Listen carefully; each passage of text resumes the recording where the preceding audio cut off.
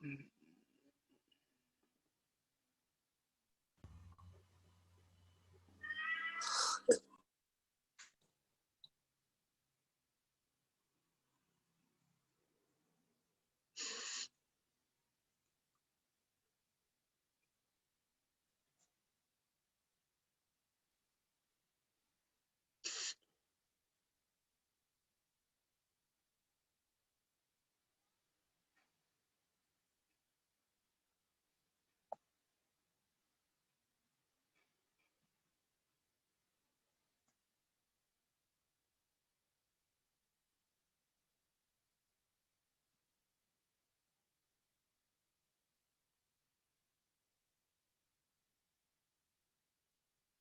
selamat pagi semuanya. Bismillahirrahmanirrahim. Assalamualaikum warahmatullahi wabarakatuh. Salam sejahtera bagi kita semua.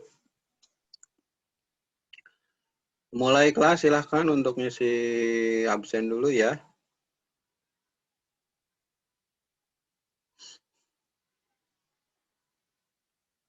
Kode kelasnya udah ada di nama saya 970678.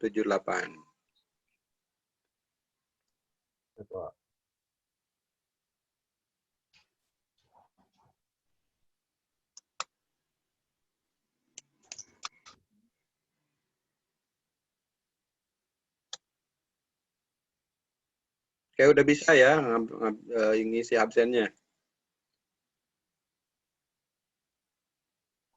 Bisa, Pak. Oke. Suara saya sudah jelas? Jelas, Pak. Jelas, Pak. Oke. Sharing screen saya sudah jelas juga? Ya, Pak, terlihat. Oke. Jadi hari ini kita bahas tentang activity based cost. Di undangan Zoom saya masih menuliskan project management itu bagian kedua ya. Nah, itu mungkin salah ini. Dan bahasan kita hari ini tentang activity based cost, biaya gitu. Bagaimana kita bisa menentukan biaya project. Gitu. Ini bahasan kita hari ini.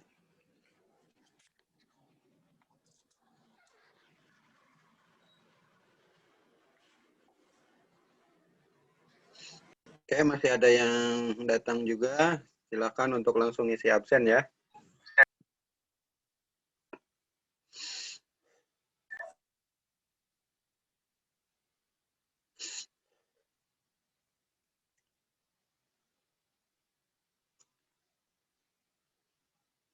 Oke, udah masuk semua.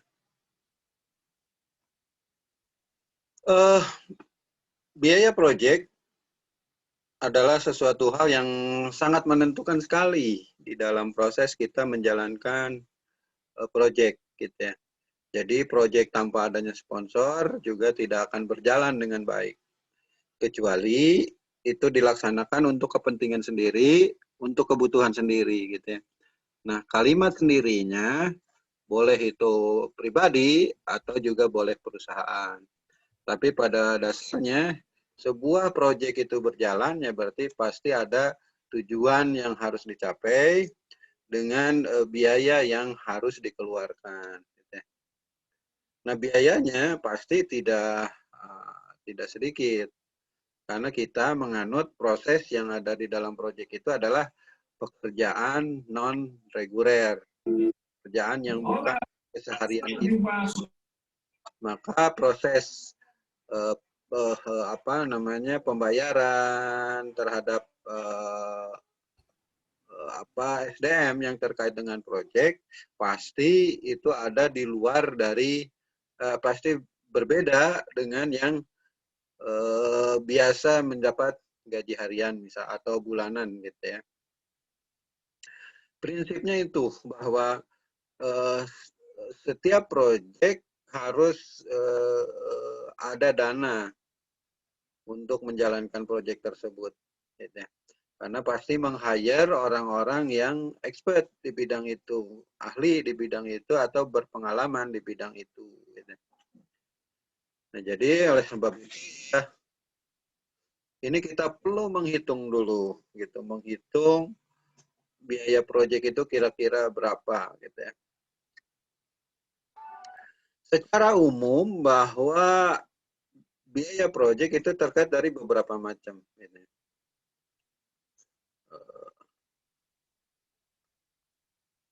Saya bahas dulu dari bagian atas. Ini nanti 2 pertemuan saya sampaikan dalam bagian ini ya. Pertama, yang perlu kita pahami dari biaya proyek adalah biaya produksi. Itu dulu yang harus kita hitung dengan baik. Harus kita hitung dengan sangat tepat kalau memungkinkan untuk bisa dilakukan perhitungan tepat. Tetapi emang pasti ada nilai kurangnya dari bagian itu. Nah, biaya proyek yang kita ini adalah biaya perkiraan proyek. Ada beberapa komponen dari biaya proyek. Tadi saya sampaikan pertama biaya produksi. Biaya produksi dulu, biaya produksi yang harus kita buat secara langsung. Gitu. Ini biaya produksinya berapa? Gitu ya. Nah, itu di dalam biaya proyek. Gitu. Proyek biaya produksi dulu ini kita hitung. Nah, biaya ini pasti akan sangat menentukan jalannya proyek. Gitu. Akan sangat menentukan jalannya proyek. Biasanya kita menghitung proyek itu awalnya kita menghitung dulu secara kasar, gitu ya. Awalnya kita menghitung secara kasar ini butuh berapa dan sebagainya. Barulah kita nanti menelusuri dulu, menelusuri lagi bagian-bagian mana yang bisa kita apa namanya pangkas atau mungkin kita bisa kurangi biaya-biayanya yang kita dapat jalankan, gitu ya. Sesuai dengan hal-hal yang apa kita lakukan di dalam sistem tersebut. Gitu. Jadi itu ada biaya produksi tadi seperti itu. Gitu ya. Yang kedua adalah pajak. Biaya pajak yang sudah saya sampaikan di minggu lalu. Gitu ya. Pajak itu menjadi bagian penting dalam proses kita menghitung biaya proyek. Tentukan dulu nanti pajak itu siapa yang menanggung. Gitu. Apakah semua ditanggung dari biaya proyek ataukah nanti biaya di luar proyek pajak itu. Gitu. Biasanya gitu itu terhitung dari biaya proyek. Jadi kalau ada proyek 100 juta, nah itu include dengan pajaknya. Jadi ya seolah-olah proyek itu harus selesai dengan 80 juta, katakanlah seperti itu. Karena ada biaya proyeknya yang harus biaya pajak yang harus kita keluarkan untuk membayar ke negara dalam proses kita membuat sebuah proyek tersebut. Pajak itu ada 2 bagian. Jadi ada pajak untuk proses produksi, produknya. Yang kedua ada pajak untuk proses produksi terkait dengan pembiayaan terhadap SDM. SDM pada saat diberikan honor dari hasil proyek yang dijalankan, itu setiap karyawan atau setiap pekerja yang ada di dalam proyek berkewajiban juga menyampaikan pajaknya. Secara normatifnya itu, gitu ya. Jadi ada biaya pajak itu yang harus kita bayarkan ke negara. Gitu. Nah berikutnya bagi perusahaan di bidang IT misalkan kita di software house dalam mengelola software house itu juga ada biaya tambahan lagi pajaknya yang harus dikeluarkan per tahun pajak perusahaan. Dari hasil kerja perusahaan tersebut pemerintah akan menarik lagi pajak yang dari tahunan yang dijalankan dari perusahaan. Jadi perusahaan itu menanggung beban pajak, pertama pajak produk yang dijual, PPh PPN-nya, kedua pajak bagi karyawannya, Ketiga, pajak tahunan yang ada di perusahaan. Jadi kira-kira itu di total-total itu bisa sampai 20-30% pajak itu harus dikeluarkannya itu. Gitu. Nah, sekiranya itu jadi dari 3 komponen itulah kita perkirakan gitu ya, kita perkirakan itu sekitar 30% pajak gitu ya. Nah, oleh sebab itu beberapa proses pekerjaan yang ada nanti saya juga akan nugaskan kepada Anda, mungkin Anda hafal ya, undang-undang tentang terkait dengan pajak nanti atau juga terkait dengan proses kerja yang ada di sistem pengadaan, harusnya hafal Anda di dalam sistem pengadaan kepemerintahan. Karena itu akan diadopsi oleh juga di BUMN, juga di perusahaan-perusahaan lain ya, sistemnya. Nah, oleh sebab itu mereka akan mencari dalam bentuk yang non pajak seperti apa. Jadi ada yang harus berbayar pajak, juga ada yang non pajak gitu. Ada yang tidak kena pajak maksudnya gitu. Karyawan juga sampai pendapatan berapa tidak kena pajak gitu, dan perusahaan untuk mengerjakan sesuatu sampai pada batas tertentu juga tidak kena pajak. Semakin besar pekerjaan semakin kena pajak. Semakin kecil biasanya ya akan terkurangi dan tidak perlu menggunakan melakukan proses pembayaran terhadap pajak tersebut. Jadi 2 komponen ya. Tadi ada biaya produksi yang harus kita ingat selalu gitu, biaya produksi itu menjadi satu kewajiban, biaya minimum yang harus dikeluarkan untuk proses produksi tersebut. Yang kedua, pajak tadi yang harus kita keluarkan juga terkait dengan aturan pemerintah sebagai warga negara yang baik, sebagai perusahaan IT yang baik, nah maka kewajiban pajak itu harus dilaksanakan. Ketiga, biaya apa namanya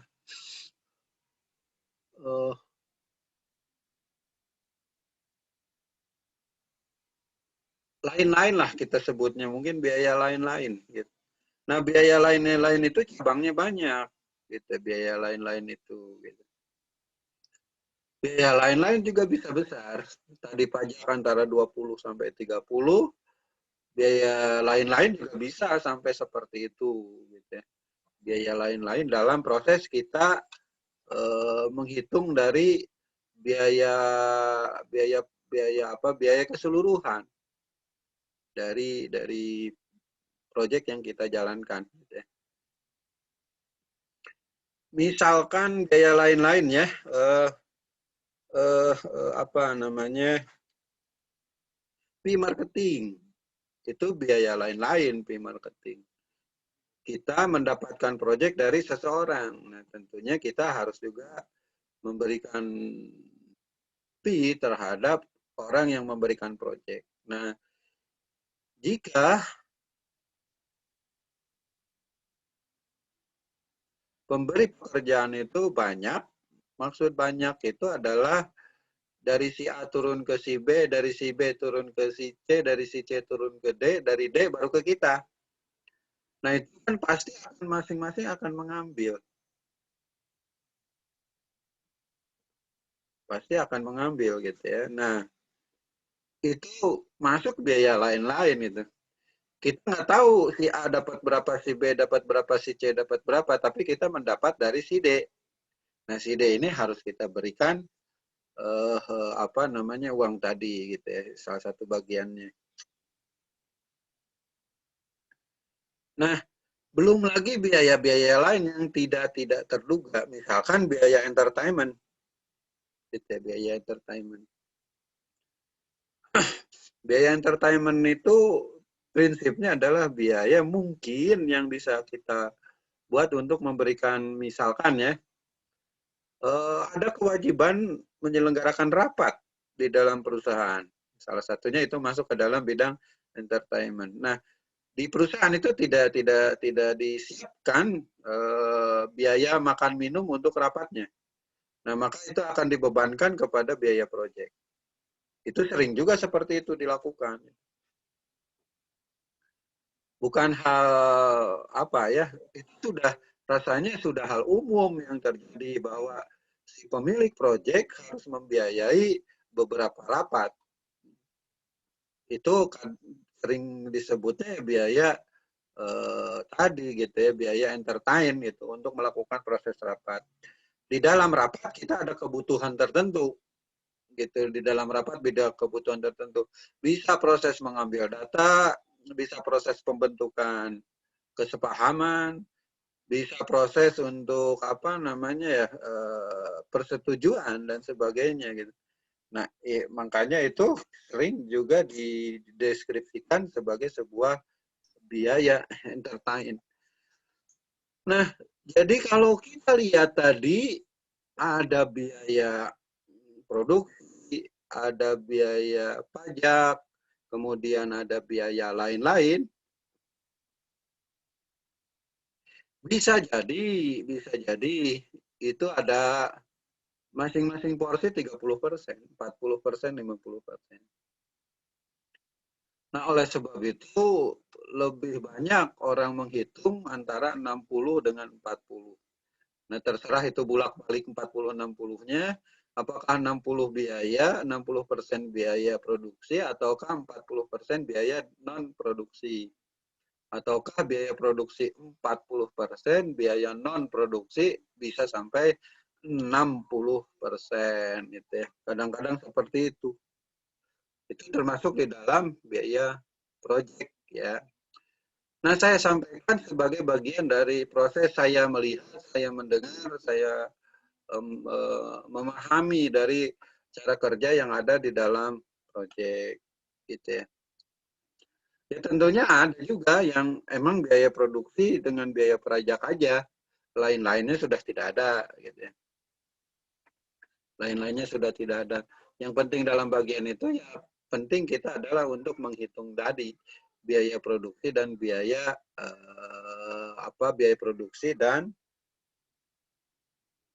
biaya produksi dan biaya pajak. Itu dulu yang sangat-sangat penting bagi kita untuk melakukan itu.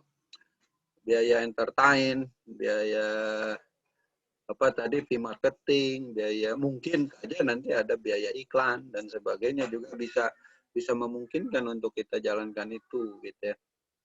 Oh, project ada iklan ya, ya tentunya pada saat kita melihat di dalam Facebook juga kan sudah melihat beberapa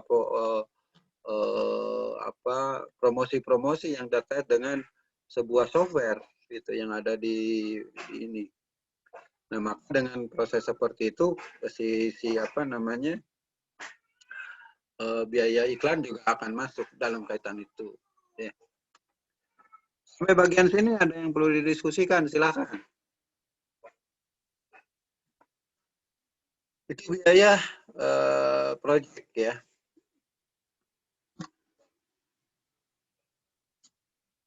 Silakan kalau ada yang perlu didiskusikan sampai bagian sini ya. Jadi proyek seperti itu. Di layar notebook Anda kelihatan ada way to determine project cost. Nomor 1, intuitif. Nomor 2, educate wishing. Kemudian nomor 3, traditional cost accounting. Nomor 4 adalah activity based cost. Sesuai dengan judul kita tentang based cost. Pola berpikir kita pada bagian ini adalah pada sisi merencanakan pembiayaan yang akan dilakukan di dalam proyek yang akan dijalankan. Rencana biaya. Tentunya tadi masih kasar. Pada saat nanti turun ke dalam proyek, itu bisa bertambah atau bisa berkurang. Keinginan perusahaan biasanya akan berkurang. Dari rencana 100 juta, bagusnya sih bisa 90 juta, katakanlah gitu. Jadi jangan sampai perhitungan ini melebihi dari rencana yang sudah dibuat ini. Anggarannya berapa? Melebihi anggaran itu jauh lebih susah daripada kurang dari anggaran. Jadinya menjadi 120, kan harus nyari lagi uang 20 jutaannya untuk menutupi dari proyek tersebut. Nah, ada beberapa cara tadi, ada 4 cara tadi yang kita bisa gunakan di dalam proses menentukan biaya proyek. Intuitif, bagi yang sudah berpengalaman, bagi yang sudah tahu, bagi yang sudah terbiasa dengan proyek. Terbiasa dengan proyek, maka itu dia lakukan intuitif, gitu. Intuitif ya biayanya. Sesuai dengan ini kira-kiranya segini nih. Kalau sebuah sistem point of sales gitu ya, untuk sebuah toko hanya 1 toko, ini kita kisaran 5 juta aja udah cukup, gitu misalkan, gitu. 10 juta aja udah cukup, gitu. Itu intuitif, berdasarkan pengalaman, berdasarkan hal yang ada. Oke, berikutnya saya juga perlu sampaikan kepada Anda, dalam intuitif ini ya kita bersaing atau melakukan proses produksi berupa software itu yang bisa diinstal di berbagai macam proyek nantinya, kebutuhan yang ada. Gitu ya. Jadi yang sering saya sampaikan kepada Anda, di dalam proses kita membuat software, atau membuat aplikasi dalam kaitan ini dengan proyek sistem informasi, produk yang kita buat itu generik. Arti generik di sini adalah bisa ditempatkan, bisa diterapkan di mana-mana. Gitu ya. Misalkan kita membuat sistem informasi akademik STIMIK. Di Bandung ada berapa STIMIK sih? Banyak. Di Jawa Barat ada berapa STIMIK sih? Pasti sistemnya sama, struktur organisasinya pasti sama. Di setiap STIMIK tidak ada struktur organisasi dekan. Dekannya tidak ada, STIMIK. Tapi prodinya ada. Prodinya beberapa, langsung terhubung dengan wakil ketua 1. Berarti secara sistemnya pasti seperti itu sama, STIMIK. Nah, ada berapa STIMIK se-Indonesia? Itu banyak. Jadi kita di dalam proses memproduksi software itu tadi sifatnya yang generik tadi, gitu ya. Generik.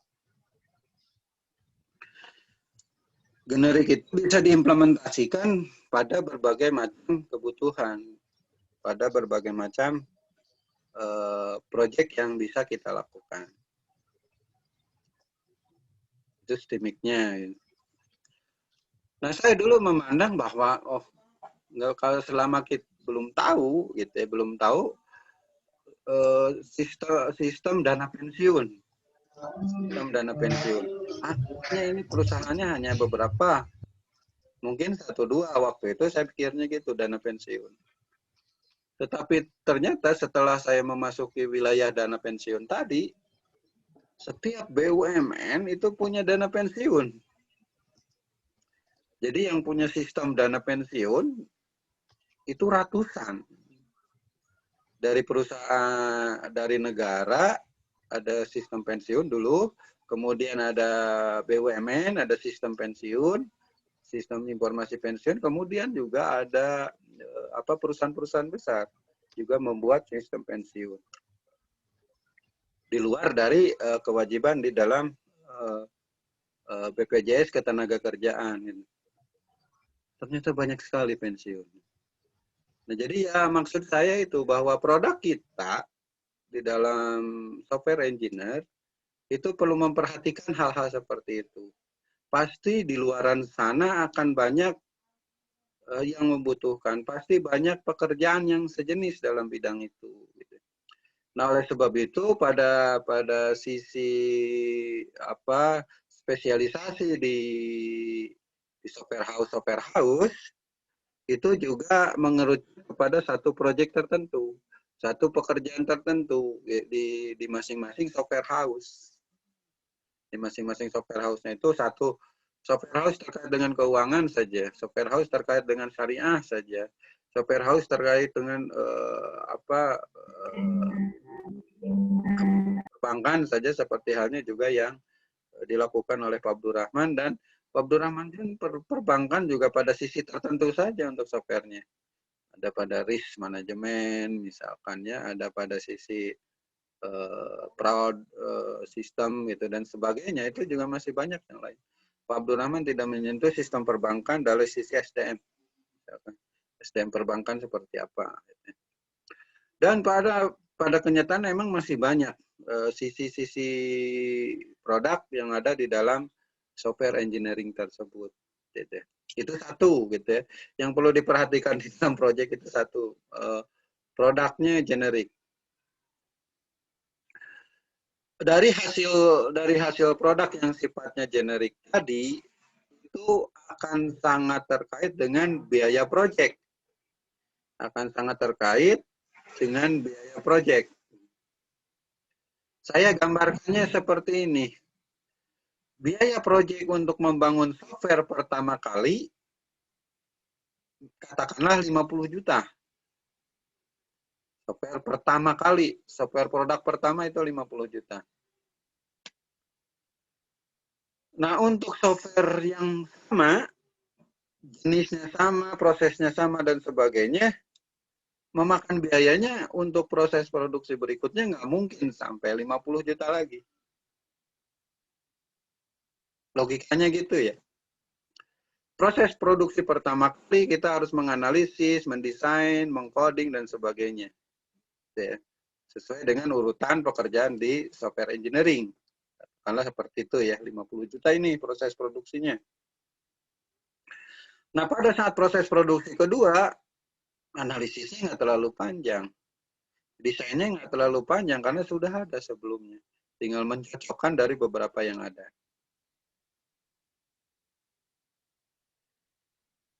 Bisa jadi proses produksinya hanya 20 juta. Katakanlah seperti itu. Ada beberapa penyesuaian, misalkan database-nya dirubah, penyesuaiannya apa, dan sebagainya gitu ya. Ada bisnis proses yang ditambah, dan sebagainya.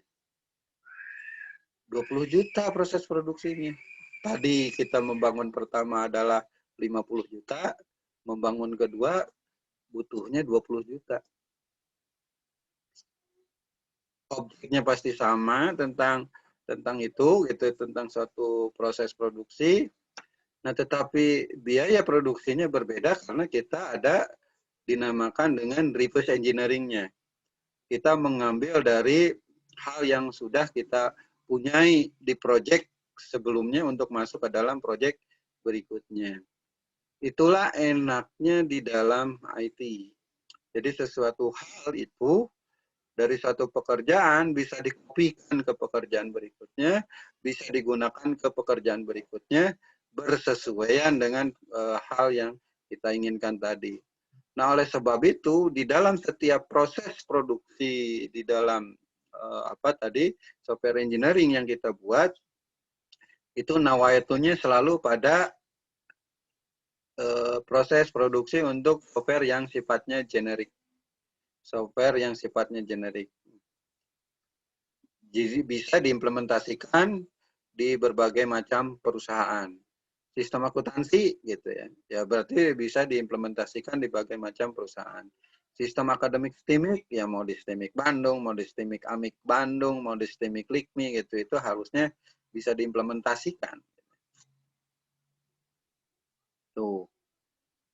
Jadi sisi itunya gitu, sisi biaya produksi itu bisa sama, bisa berbeda, dan semakin menurun. Itu sisi baiknya di dalam proses kita membentuk harga dari proyek.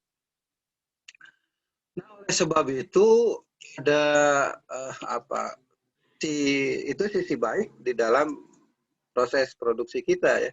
Jadi biaya produksi pertama pasti membengkak, biaya produksi berikutnya akan drastis menurun. saya sampaikan akan drastis menurun dari biaya produksi pertama. Gitu. Nah, dalam proses itu ada hal negatifnya yang terjadi di dalam sistem kalau kita bersaing di dalam tender di dalam sebuah proyek sistem informasi. Pada saat kita melakukan tender software, tender pembangunan software, nah celakanya kalau kita baru membangun, pesaing kita sudah mengimplementasikan. Logikanya sudah kebayang ya bagian itu. Jadi kita baru membangun, pesaing kita sudah mengimplementasikan. Mungkin satu, mungkin dua, mungkin tiga sudah mengimplementasikan software tersebut. Nah, dengan logika yang tadi, kita membangun pertama, memang biayanya seperti itu. Katakanlah kita mengajukan 100 juta. Tapi pesaing kita, karena dia sudah mengimplementasikan di berbagai tempat, dia mengajukan 50 juta aja udah untung. Nah, kita misalkan mengajukan 100 juta, yang penting balik modal. Misalkan. Itu ya, sisi negatif dari sisi pembiayaan proyek tadi gitu ya. Jadi karena proses produksi yang kita jalankan tadi itu adalah pada sisi pertama, nah maka kita menghitung secara keseluruhan dari semua yang ada. Kita tidak bisa reverse engineering dari bagian-bagian itu. Nah, baru nanti di proses produksi kedua kita bisa melakukan reverse engineering berikutnya. Nah, bersaing kan antara harga 50 juta dengan harga 100 juta tadi gitu ya. Bersaingnya seperti itu. Nah, bisa kebayang ini biaya produksinya seperti itu ya. Persaingannya sangat ketat. Itu antar yang antar yang melakukan proses tender dalam sebuah perusahaan. Nanti saya akan kupas juga bagaimana tender, tetapi ya saya rasa Anda juga perlu paham tentang aplikasi atau aturan-aturan yang dijalankan oleh pemerintah terkait dengan proses tender ini. Karena itu menarik sekali di dalam kalau kita memahami tender ya. Nah, kenapa kita perlu memahami proses tender yang ada di pemerintah? Pemerintah juga mendistribusikan pembiayaan terhadap perusahaan-perusahaan swasta, mungkin juga terhadap institusi-institusi dan sebagainya. Misalkan saja ini STIMIK mendapat bantuan, katakanlah pengadaan komputer, mendapatkan bantuan pengadaan software dari pemerintah. Nah, pemerintah mensyaratkan untuk proses mendapatkan bantuan itu dalam proses penyelenggaraan proyeknya harus mengikuti undang-undang yang mana. Nah, itu yang harus kita pahami. Undang-undang itunya gitu. Nah, sehingga si peserta dari proyek itu harus mengikuti komplain terhadap aturan yang dibuat itu gitu.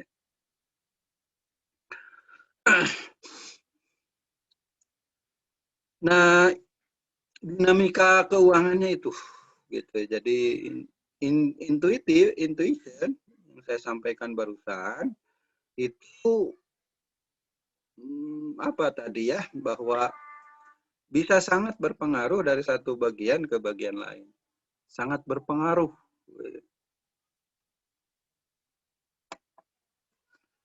Kita perusahaan baru susah untuk bersaing karena tadi akan bersaing dengan perusahaan yang sudah mempunyai proyek. Bersaing dengan yang menggunakan proyek. Dipahami dari sisi itu. Gitu. Untuk bersaing kita susah secara harga. Bersaing secara harga itu susah. Nah, bagaimana sebuah perusahaan software baru bisa hidup dengan baik? Biasanya memulainya dari hal kecil. Dari hal-hal yang tidak ditenderkan. Bagi perusahaan besar ya pengennya ikut tender selalu karena kan dengan ukuran yang lebih besar. Bagi perusahaan besar katakanlah ukuran software di bawah 50 juta tidak diikutsertakan lagi bagi mereka. 50 itu. Nah, pengadaan komputer sebanyak 5 biji mah mereka nggak mau. Kalau pengadaan komputer sebanyak 100 biji mereka mau. Nah, jadi memulainya dari yang kecil. Nah, perusahaan-perusahaan baru di bidang tadi, IT tadi, membangun dari kecil, membangun portofolio. Jadi membangun dari pekerjaan-pekerjaan kecil, kemudian membangun portofolio. Dari portofolio itu terbentuk jaringan, terbentuk layanan dan sebagainya gitu ya. Jadi emang ujung-ujungnya kepada pelayanan yang dijalankan, pelayanan yang diberikan oleh perusahaan tersebut. Ujung-ujungnya gitu. Karena pada saat berikutnya itu akan masuk kepada hubungan personal yang terjadi di dalam sistem itu. Hubungan personal. Nah, jika udah hubungan personal ya kadang-kadang masuk kepada biaya lain ya di dalam di dalam kos biaya tadi. Jadi poin pertama dalam menentukan biaya produksi adalah pada sisi intuition. Poin kedua di dalam proses menentukan biaya produksi adalah pada education guessing. Jadi prinsipnya mungkin bertanyalah, ngobrol lah dengan seseorang yang sudah menjalankan itu gitu. Atau kadang-kadang kita tahu, oh dari dokumen ini kita tahu, oh berarti berapa nih harganya gitu. Saling intip biaya produksi atau saling intip pengajuan juga itu sering terjadi di dalam proyek. Apalagi kalau kita mempunyai orang dalam yang di dalam proyeknya. Biasa aja pada saat kita menjalankan proyek, terutama di dalam pemerintahan, BUMN, dan yang terkait dengan aturan pemerintahan, itu ada yang dinamakan dengan tim pengadaan. Tim pengadaan ya. Jadi ada panitia pengadaan proyek. Panitia pengadaan. Nah itulah yang sangat tahu persis apa yang ada di dalam sistem mereka. Persis. Dan udah dijalankan secara online. Udah dijalankan secara online di dalam sebuah sistem informasi procurement, sistem pengadaan barang, sistem pengadaan jasa, dan sebagainya gitu ya. Sistem pengadaan. Ya.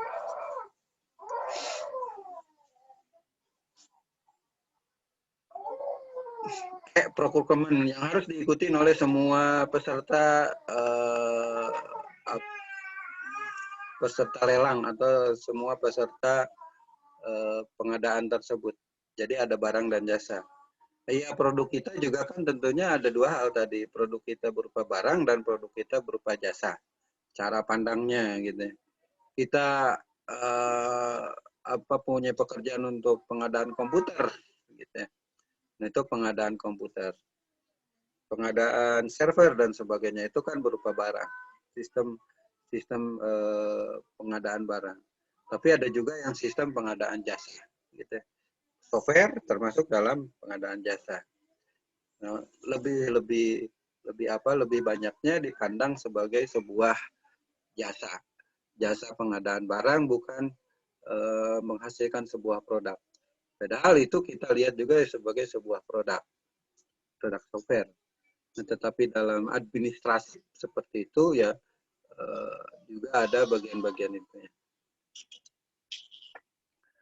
Nah, apakah dalam proses pengadaan itu juga biaya? Bagi software house itu adalah sebuah biaya. Sebuah biaya. Apakah pengadaan orang juga ada biaya? Misalkan nanti kita meng-hire karyawan atau meng-hire programmer, ada proses iklan, ada proses wawancara, ada proses berikutnya lagi. Nah, itu pasti juga biaya bagi si software house. Nah, dari sisi apa tadi? Dari sisi si pemesan software membuat panitia juga itu biaya. Biaya ya. Kepanitiaan itu mengandung biaya. Waktu STIMIK akan mendapat dana 1 miliar dari pemerintah yang dulu dikelola gitu di pemerintah, misalkan pemerintah itu mensyaratkan ada 100 juta dulu di dalam rekening STIMIK untuk memastikan bahwa proses administratif itu bisa berjalan dengan baik. Jadi untuk mendapatkan 1 miliar harus ada dulu 100 juta. Mancing gitu atau apa istilahnya.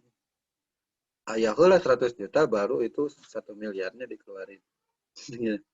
Itu syarat yang harus dipenuhi. Gitu. Karena tadi harus ada kepanitiaan tadi. Gitu. Kepanitiaan yang menjalankan dari proyek tersebut itu udah umum rata-ratanya seperti itu. Nah, kecuali kita mengerjakan proyek yang ada di perusahaan-perusahaan swasta. Waktu saya di Adira Finance kan itu hal-hal seperti itu nggak perlu. Bahkan itu tergantung juga kepada polanya, apakah kerjasamanya seperti apa yang dilakukan. Bisa personal to personal, bisa company to company. Gitu ya. Misalkan saya bertindak sebagai pribadi di dalam proyek juga bisa. Saya bertindak sebagai orang perusahaan juga bisa. Nah, saya di-hire oleh sebuah software house, saya bekerja atas nama software house tersebut. Itu sering terjadi gitu ya, tenaga istilahnya apa? Tentara bayaran gitu ya, tentara bayaran sebenarnya bukan karyawan asli dari perusahaan tersebut, software house, tetapi hanya bekerja secara insidental dalam sebuah pekerjaan. Nah, segala atribut dari perusahaan saya dapatkan itu. Seragamnya, kartu namanya, PIN namanya, mungkin ada hal-hal lainnya. Harus sampai dibekali juga company profile-nya, sampai tahu juga susunan board of director-nya. Jadi supaya nanti kalau ditanya ini siapa ini gitu juga tahu. Itu ya. Nah, dari pembicaraan kita yang kedua ini education wishing ya, bahwa berdasarkan pengalaman orang lain, katakanlah seperti itu. Education wishing itu pengalaman orang lain. Pengalaman itu bisa didapat dari hasil ngobrol, bisa didapat dari buku, bisa didapat dari hal-hal lain informatifnya gitu. Mungkin saja nanti kita ngikut di asosiasi gitu ya, di asosiasi pembangunan perangkat lunak misalkan, yang kalau di kita itu Aspiluki, asosiasi perangkat lunak. Bisa saja nanti kalau di pemerintahan namanya ada asosiasi asosiasi perusahaan penyedia barang dan jasa di pemerintahan. Itu kalau ikut di pemerintahan ya harus ikut dulu itu.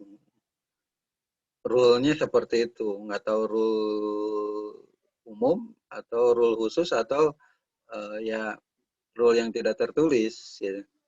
Tapi ya harus ada di daftar itu bahwa kita akan mengikuti tender di sebuah pemerintahan, bisa tingkat 1, bisa tingkat 2, bisa provinsi, bisa apa namanya kedinasan, bisa kementerian dan sebagainya, yaitu harus rekanan dari dinas tersebut, rekanan dari provinsi tersebut, rekanan dari asosiasi itu kita bisa dapat informasi itu. Dari hasil ini juga sama, jadi bisa macam-macam informasinya, ya cuman itu didasarkan pada satu hal. Kalau intuitif tadi ya berdasarkan pengalaman kita sendiri, kalau edukatif ya berdasarkan hal yang kita dapat informasi dari bagian-bagian lain. Berikutnya ada yang tradisional kunting, TCA itu di tradisional cost accounting. Nah, ini melibatkan orang akuntansi di dalam proses menentukan biaya produksinya. Kira-kira berapa biaya produksinya. Nah, dari hasil seperti ini emang STIMIK memikirkan juga hal itu bahwa ya kenapa mahasiswa informatika diajarkan akuntansi gitu.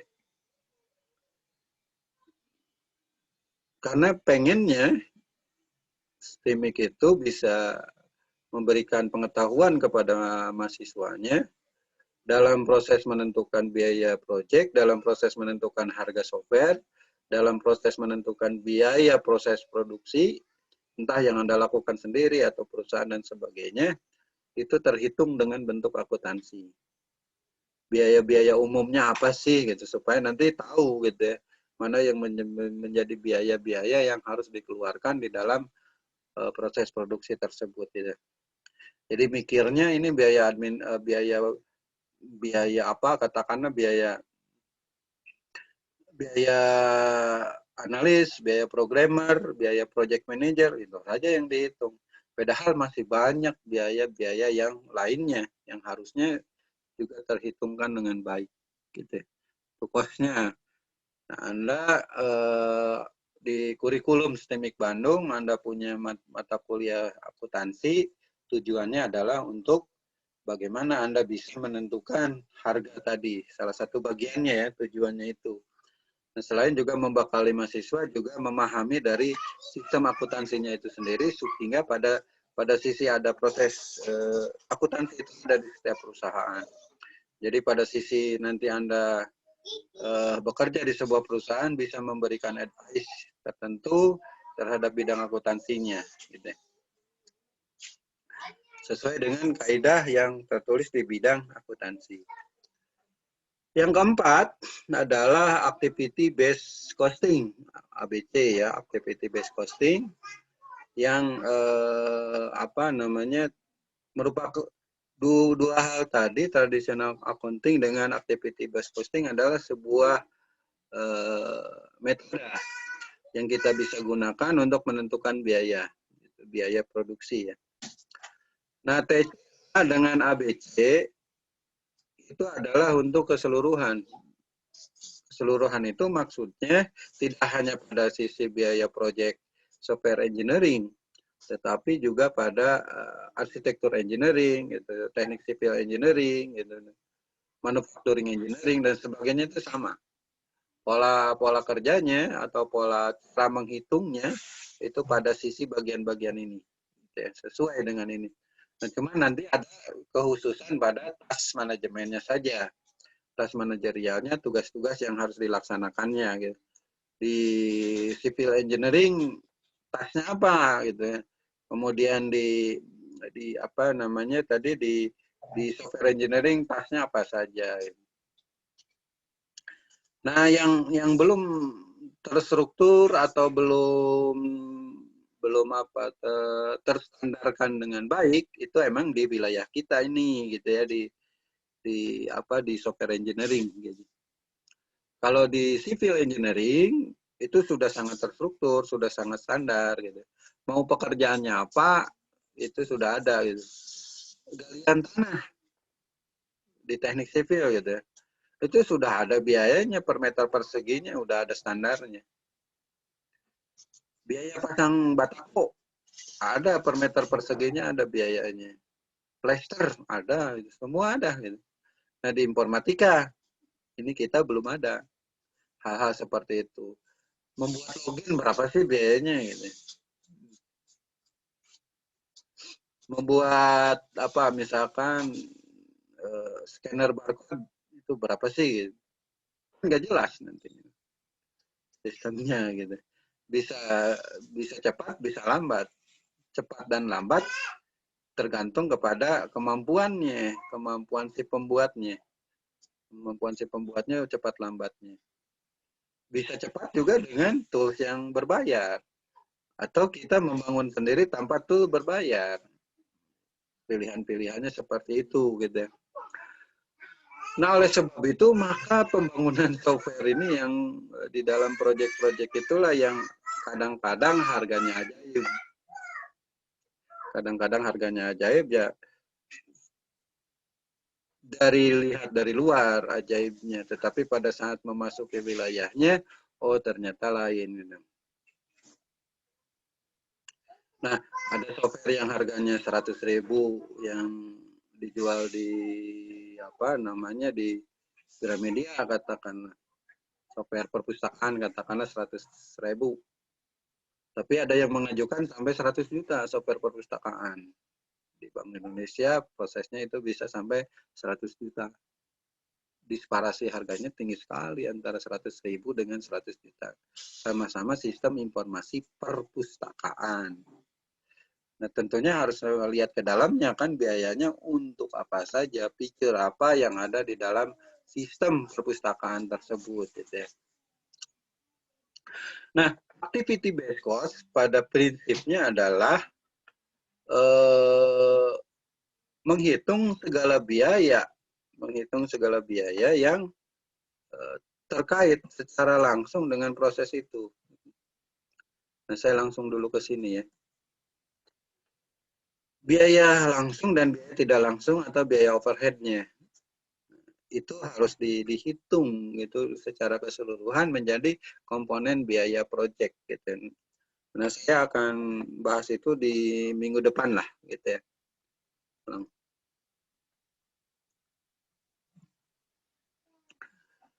Komponen biaya produksi nanti saya sebut dulu ini biaya produksi gitu ya. Kebutuhan programmer berapa hari? Main day-nya. Main day dikali berapa gitu ya. Main day dikali berapa? Kemudian apa tadi? Analis berapa dan sebagainya. Nah, jadi kita menghitung ini ada dasar. Tadi ada dasar main day-nya. Programmer fresh graduate yang baru lulus dari kampus, baru wisuda katakanlah, dia termasuk kelompok grade A, grade B, ya, grade C gitu ya, grade C bisa dihitung main month atau bisa dihitung main week atau bisa dihitung main day. Nah itu ya, katakanlah main month-nya berapa nih gitu, 6 juta katakanlah gitu ya. Jadi kita butuh berapa programmer dihitung dari itu task information yang kita buat di minggu kemarin. Tanpa itu si model ABC seperti ini tidak bisa terjalankan dengan baik. Ada kaitannya jadinya ya. Nah, tadi dua perhitungan tadi dengan intuition dan education guessing itu kan tanpa ada perhitungan yang jelas. Tanpa ada perhitungan yang jelas, cuman pada sisi intuisinya saja hitungan kasar.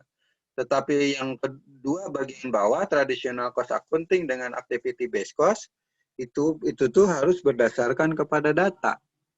Harus berdasarkan data. Kira-kira butuhnya berapa?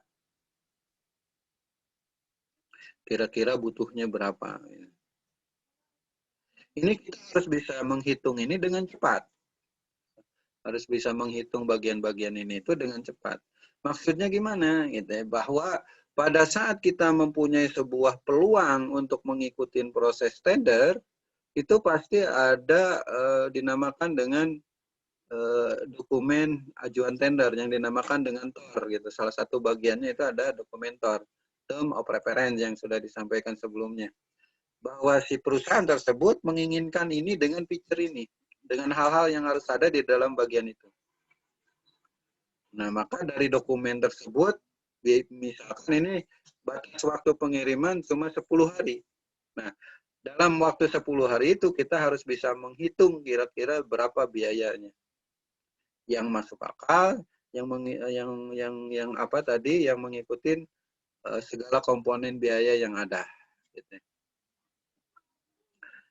Bagi pengadaan barang seperti komputer jauh lebih mudah itu kita menghitungnya.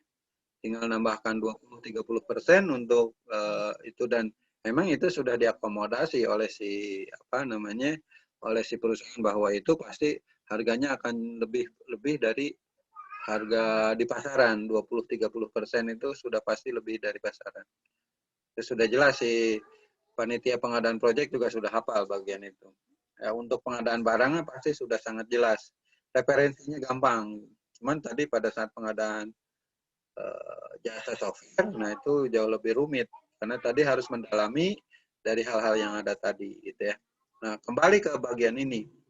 Antara tradisional cost accounting dengan activity based accounting itu sangat memerlukan data sebelumnya.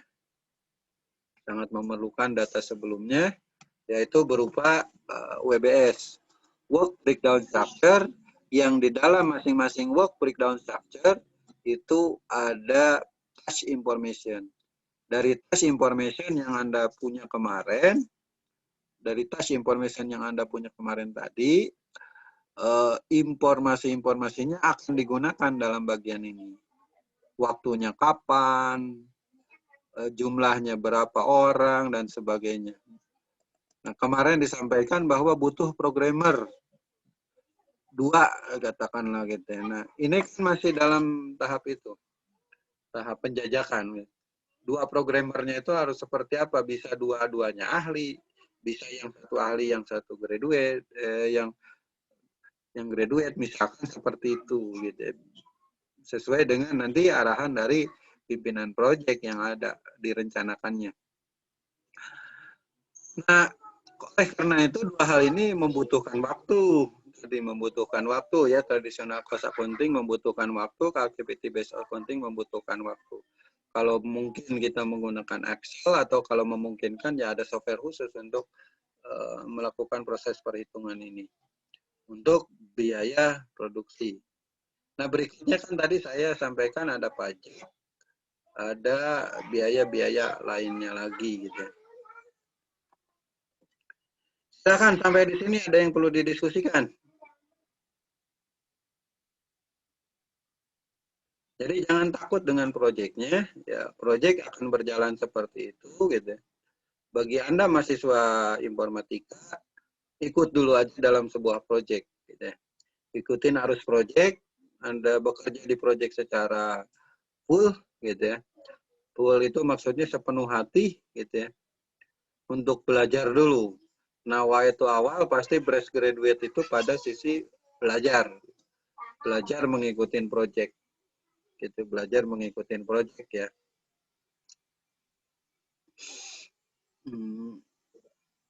Rata-ratanya seperti itu yang fresh graduate. Status mahasiswanya ya perjalanan Bandung, Jakarta, perjalanan Jakarta ke kota-kota lain dengan pesawat dan sebagainya. Itu status mahasiswa baru yang ikut di dalam proyek, karena pada dasarnya kebanyakan proyek bukan hanya di satu kota tertentu, tapi juga akan ke daerah-daerah lain. Ya, rata-ratanya epicentrum di Jakarta, dan tetapi dari Jakarta menyebar ke yang lain itu. Nah, waktu saya sering ke Kalimantan, di hotel di satu kabupaten di Kalimantan, isinya orang Jakarta semua. Itu dari Jakarta semua, orang daerah semua yang sedang mengerjakan proyek di daerah-daerah tersebut. Gitu. Proyeknya bisa macam-macam tadi, gitu ya. Ada software, ada proyek yang lain. Ya, karena emang orang-orang daerah belum bisa memenuhi kebutuhan mereka. Jadi disupport dari kota-kota yang lain, terutama dari Jawa ya. Nah, perpindahan orang, perputaran ekonomi dan sebagainya itu terjadi dalam bagian sana. Oke, silakan sampai bagian sini ya. Kita sudah 1 jam lebih ini untuk berdiskusi pada bagian sini. Silakan kalau ada yang perlu didiskusikan. Nah, saya belum teknis ini ke activity based cost. Jadi ya konsep dasar dari proses kita menentukan biaya proyek berapa itu berdasar tadi kepada biaya produksi. Biaya produksinya berapa. Itu pun biaya produksi didasarkan kepada time-nya saja dengan ukuran yang sangat kasar dari activity based task manager, task information yang dipunyai dalam sebuah work breakdown structure. Itulah yang sudah kita pelajari di minggu sebelumnya, gunanya work breakdown structure. Kemudian kita kita detilkan di masing-masing work itu di dalam pada task information. Gitu. Dari task information itu bisa digenerate lah menjadi sebuah proses. Ya. Misalkan dari tools yang sudah kita buat kemarin, dari activity based cost yang kita punya tadi, dengan konsep yang kita punya tadi lewat activity diagram alur yang dipunya dalam proyek tersebut, itu bisa ketahuan nanti itu proyek itu membutuhkan uangnya berapa untuk masing-masing hari. Atau masing-masing minggu itu kita butuh berapa. Harusnya sampai kepada turunan itu yang dapat diketahuinya. Dari 100 juta yang direncanakan di dalam proyek, ini minggu pertama itu memakan biaya berapa. Minggu kedua memakan biaya berapa.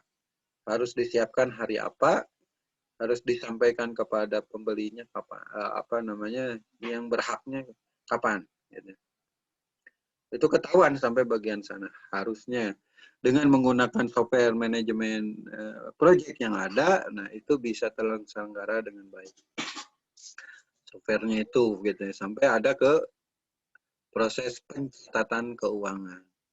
Nah, bedakan nanti antara pencatatan keuangan dengan proses akuntansi gitu, mencatatkan, pencatatan dan mencatatkan. Baik, sampai bagian sini silakan.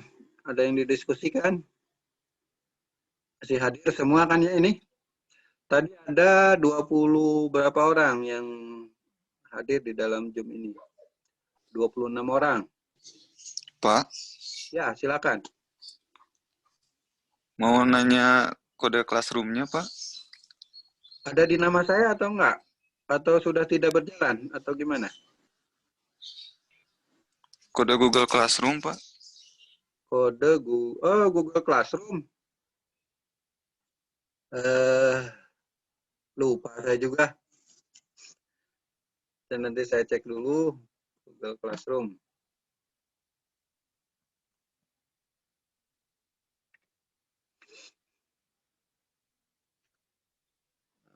Google Classroom.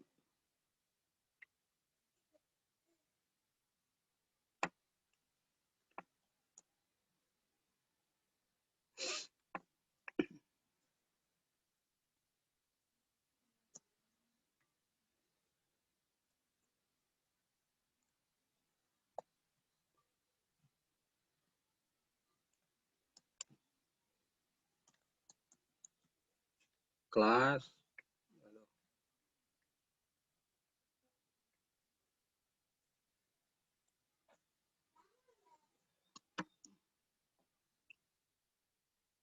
Bentar, kode Classroom untuk yang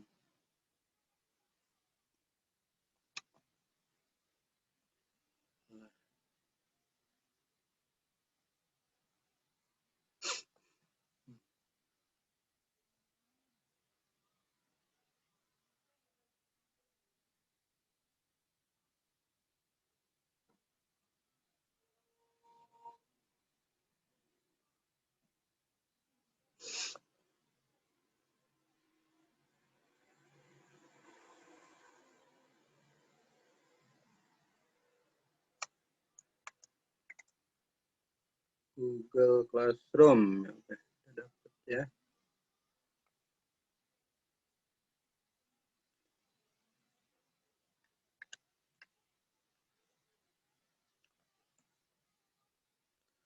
ID Google di apa tadi di chat ya, udah saya tuliskan ini ID Google Classroom. Silakan lagi, siapa lagi? Saya belum memindahkan beberapa hal dikaitkan dengan Google Classroom ini ya. Silakan kalau ada yang perlu didiskusikan sampai bagian sini.